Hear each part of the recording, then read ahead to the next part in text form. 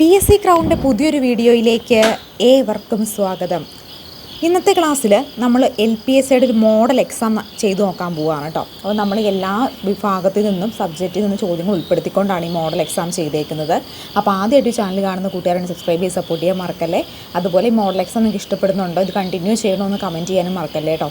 അപ്പോൾ നിങ്ങളുടെ മാർക്കും പറയാൻ മറക്കരുത്, കമൻറ്റിൽ നിങ്ങളുടെ മാർക്കും രേഖപ്പെടുത്തണേ. ഇപ്പോൾ മൊത്തം 15 ക്വസ്റ്റ്യൻസാണ് ഇവിടെ എടുത്തേക്കുന്നത്. അപ്പോൾ ഈ ഒരു മോഡൽ എക്സാമിൽ നിങ്ങളൊരു പേനയും പേപ്പറും എടുത്തിട്ട് വന്നിരുന്നിട്ട് ഈ ഒരു മോഡൽ എക്സാം അറ്റൻഡ് ചെയ്യുവാണെങ്കിൽ കുറച്ചും കൂടെ നിങ്ങൾക്കത് ഹെൽപ്ഫുൾ ആയിരിക്കും കേട്ടോ.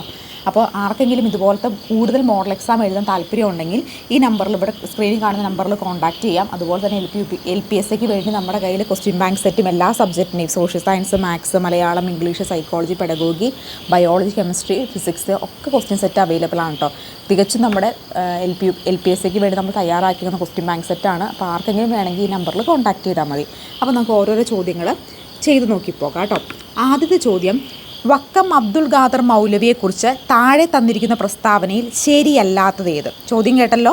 വക്കം അബ്ദുൽ ഖാദർ മൗലവിയെക്കുറിച്ച് താഴെ തന്നിരിക്കുന്ന പ്രസ്താവനകളിൽ ശരി അല്ലാത്തതേത് എന്നാണ് ചോദ്യം. അപ്പോൾ നിങ്ങൾ എന്ത് ചെയ്യുക, ഒരു പേനയും പേപ്പറും എടുത്ത് വയ്ക്കുക. എന്നിട്ട് ഏതാണ് നിങ്ങൾക്ക് ഇതിൻ്റെ ഓപ്ഷനിൽ ശരിയല്ലാത്തതായിട്ട് തോന്നുന്നത്? എല്ലാ പ്രസ്താവനയും ഒന്ന് വായിച്ച് നോക്കിയേ. സ്വദേശാഭിമാനി,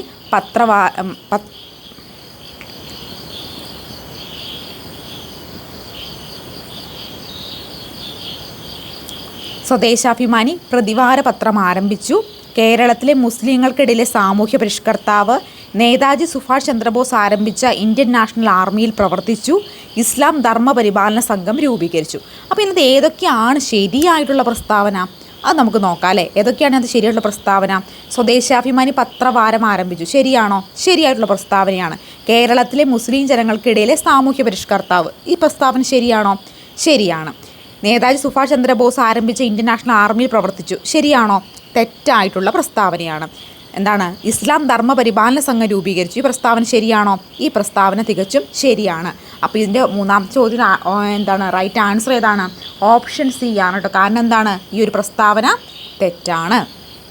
അടുത്ത ചോദ്യം, കേരള നവോത്ഥാനവുമായി ബന്ധപ്പെട്ട് ചില വ്യക്തികളെക്കുറിച്ചും വസ്തുതകളെക്കുറിച്ചും പട്ടികയാണിത്. ഉചിതമായവ യോജിപ്പിച്ച് എഴുതുവാനാണ് പറഞ്ഞിട്ടുള്ളത്. അപ്പോൾ കേരള നവോത്ഥാനവുമായി ബന്ധപ്പെട്ട് ചില വ്യക്തികളെക്കുറിച്ചും വസ്തുതകളെക്കുറിച്ചുമുള്ള പട്ടികയാണ് ഇവിടെ കൊടുത്തിരിക്കുന്നത്. ഉചിതമായിട്ട് യോജിപ്പിച്ച് എഴുതുക. തീർച്ചയായിട്ടും നമുക്ക് ഇങ്ങനൊരു ചോദ്യം ഉറപ്പായിട്ടും പ്രതീക്ഷിക്കാവുന്നൊരു ചോദ്യമാണ്. അതുപോലെ കാലക്രമത്തിലാക്കുക, വർഷങ്ങൾ വെച്ച് കാലക്രമത്തിലാക്കാവുന്നതും ഈ ഒരു മേഖലയിൽ നിന്ന് ചോദിക്കാവുന്നൊരു ചോദ്യമാണ് കേട്ടോ. അപ്പോൾ ഇതെങ്ങനെ നമുക്കിതിനകത്ത് ഏതായിരിക്കും റൈറ്റ് ആൻസറായിട്ട് വരുന്നത്? ഒന്ന് നോക്കിക്കേ. ഗുരുവായൂർ സത്യാഗ്രഹം KP കേശവമേനോൻ, വൈക്കം സത്യാഗ്രഹം മന്നത്തു പത്മനാഭൻ, ചെമ്പഴന്തി ആശ്രമം അയ്യങ്കാളി, ചാനാർ ലഹള സഹോദരൻ അയ്യപ്പൻ, ശ്രീനാരായണ ഗുരു. ഇത്രയാണ് കൊടുത്തേക്കുന്നത്. അപ്പോൾ യോജിപ്പിച്ച ഏതൊക്കെ തമ്മിൽ നമുക്ക് യോജിപ്പിക്കാം. എല്ലാ ഓപ്ഷനും കറക്റ്റായിട്ട് വായിച്ചു വയ്ക്കുകയും. അപ്പോൾ നിങ്ങൾ പേനയും പേപ്പറും എടുത്തിട്ടാണ് അത് അറ്റൻഡ് ചെയ്യുന്നതെന്ന് വിചാരിക്കുന്നു. അപ്പോൾ രണ്ടാമത്തെ ക്വസ്റ്റ്യൻ ആൻസർ ഏതാണ് വരുന്നതിനകത്ത്? ഓപ്ഷൻ B ആണോ, C ആണോ, D ആണോ? ഏതാണ് എൻ്റെ റൈറ്റ് ആൻസർ വരുന്നത്? ഓപ്ഷൻ B ആണ് കേട്ടോ. ഏതാണ്? 1 ഗുരുവായൂർ സത്യാഗ്രഹം ആരാണ്? മന്നത്തു പത്മനാഭനാണ് കേട്ടോ. ഗുരുവായൂർ സത്യാഗ്രഹം എങ്ങോട്ട് വരയ്ക്കാം? മന്നത്തു പത്മനാഭനിലേക്ക് വരയ്ക്കാം അല്ലേ. 2 വൈക്കം സത്യാഗ്രഹം ആരാണ്? വൈക്കം സത്യാഗ്രഹം വരുന്നത് KP കേശവമേനോനാണ്. ഏതാണ്? KP കേശവമേനോനാണ് വൈക്കം സത്യാഗ്രഹം വരുന്നത്.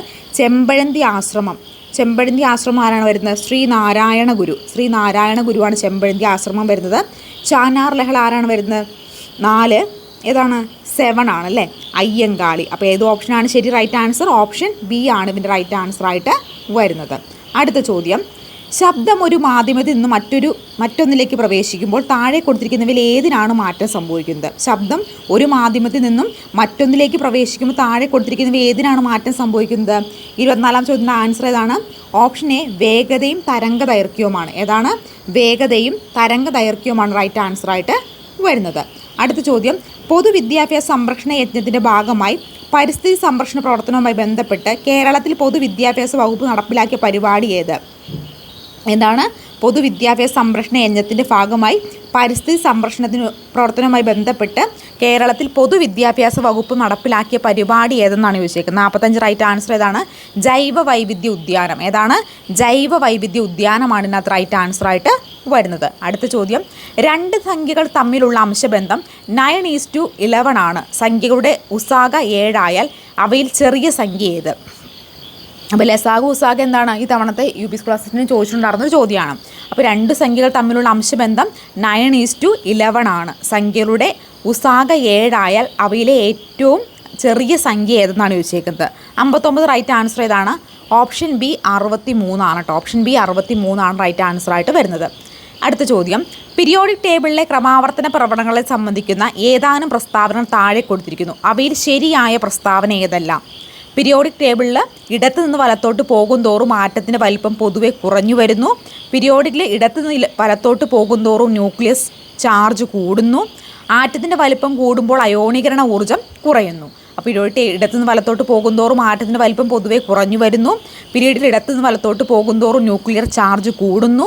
ആറ്റത്തിൻ്റെ വലിപ്പം കൂടുമ്പോൾ അയോണീകരണ ഊർജ്ജം കുറഞ്ഞു വരികയാണ് ചെയ്യുന്നത്. 31 റൈറ്റ് ആൻസർ ഏതാണ്? Option D. എല്ലാ പ്രസ്താവനകളും എന്ത് തന്നെയാണ്? ശരി തന്നെയാണ്. അടുത്ത ചോദ്യം 33ാമത്തെ ചോദ്യമാണ്. ശ്രമപരാജയ പഠന സിദ്ധാന്തവുമായി ബന്ധപ്പെട്ട 3 നിയമങ്ങൾ ഏതൊക്കെ? ശ്രമപരാജയ സിദ്ധാന്തവുമായി ബന്ധപ്പെട്ട 3 നിയമങ്ങൾ ഏതൊക്കെയെന്നാണ് ചോദിച്ചേക്കുന്നത്. 65 റൈറ്റ് ആൻസർ ഏതാണ്? 65 റൈറ്റ് ആൻസർ ആയിട്ട് വരുന്നത് ഓപ്ഷൻ സി ആണ് കേട്ടോ. ഓപ്ഷൻ സി ആണ് റൈറ്റ് ആൻസർ ആയിട്ട് വരുന്നത്. ഏതാണ്? സന്നദ്ധതാ നിയമം, ഫല നിയമം, അഭ്യാസ നിയമം. ഏതൊക്കെയാണ്? സന്നദ്ധതാ നിയമം, ഫല നിയമം, അഭ്യാസ നിയമം. ഇതാണ് ഓപ്ഷൻ സി റൈറ്റ് ആൻസർ.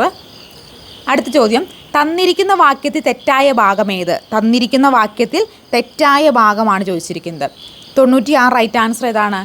എല്ലാ മാസം തോറും. എല്ലാ മാസം തോറും എന്നാണ് തെറ്റായിട്ടുള്ള വാക്യം. എന്താണ്? എല്ലാ മാസം തോറും. അടുത്ത ചോദ്യം, which one of the following is a determiner? Which of the following is A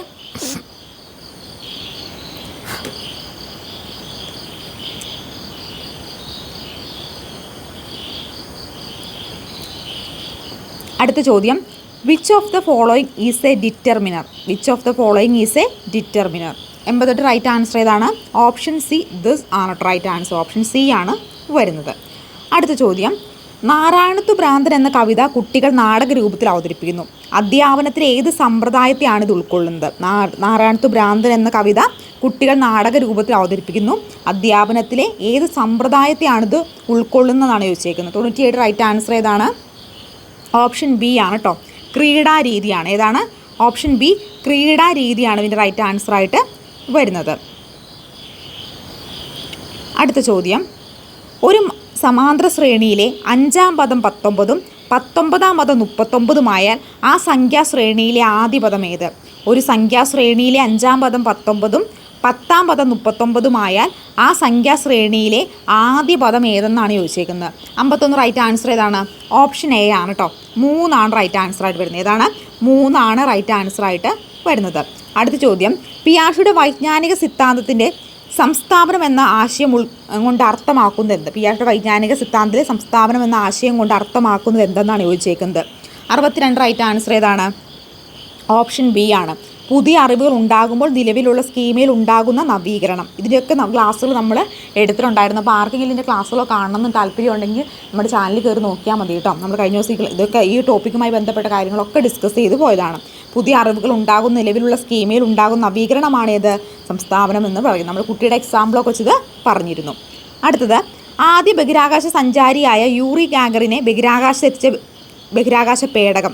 ആദ്യ ബഹിരാകാശ സഞ്ചാരിയായ യൂറി ഗാഗറിനെ ബഹിരാകാശത്തെത്തിച്ച ബഹിരാകാശ പേടകം ഏതെന്നാണ് ചോദിച്ചേക്കുന്നത്. 22 റൈറ്റ് ആൻസർ ഏതാണ്? ഓപ്ഷൻ ബി വോസ്റ്റെക് 1 ആണ് കേട്ടോ റൈറ്റ് ആൻസർ ആയിട്ട് വരുന്നത്. ഓപ്ഷൻ ബി ആണ് ഇതിൻ്റെ റൈറ്റ് ആൻസർ ആയിട്ട് വരുന്നത്. അടുത്ത ചോദ്യം, താഴെ കൊടുത്തിരിക്കുന്നവയിൽ സാന്ദ്രീകരിച്ച അയിരിൽ നിന്നും ലോഹത്തെ വേർതിരിക്കാൻ ഉപയോഗിക്കുന്ന മാർഗ്ഗങ്ങൾ ഏതെല്ലാം? താഴെ കൊടുത്തിരിക്കുന്നവയിൽ സാന്ദ്രീകരിച്ച അയിരിൽ നിന്നും ലോഹത്തെ വേർതിരിക്കാൻ ഉപയോഗിക്കുന്ന മാർഗ്ഗങ്ങൾ ഏതെല്ലാം എന്നാണ് ചോദിച്ചേക്കുന്നത്. 33 റൈറ്റ് ആൻസർ ഏതാണ്? ഓപ്ഷൻ സി ആണ് കേട്ടോ. അതായത് 2ഉം 4ഉം ആണ് റൈറ്റ് ആൻസർ ആയിട്ട് വരുന്നത്. ഇതൊക്കെയാണ് 2ഉം അതുപോലെ തന്നെ 4ഉം. കാൽസിനേഷനും റോസ്റ്റിങ്ങുമാണ് ഇതിൻ്റെ റൈറ്റ് ആൻസർ ആയിട്ട് വരുന്നത്. അടുത്ത ചോദ്യം, ജോർജ് ഓണക്കൂറിൻ്റെ ആത്മകഥ.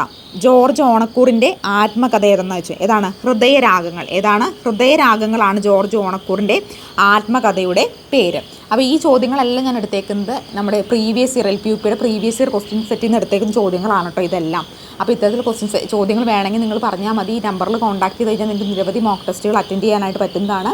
അപ്പോൾ ആദ്യം ചാനൽ കാണുന്ന കൂട്ടാണ്ട് സബ്സ്ക്രൈബ് ചെയ്ത് സപ്പോർട്ട് ചെയ്യാൻ മറക്കേണ്ട. അതിൽ ക്വസ്റ്റ്യൻ ബാങ്ക് സെറ്റൊക്കെ നമ്മുടെ അവൈലബിൾ. ആർക്കെങ്കിലും വേണമെങ്കിൽ നമ്പറിൽ കോൺടാക്ട് ചെയ്യുള്ളൂ. അപ്പോൾ നെക്സ്റ്റ് വീഡിയോയുമായി നമുക്ക് കാണാം. Thank you so much.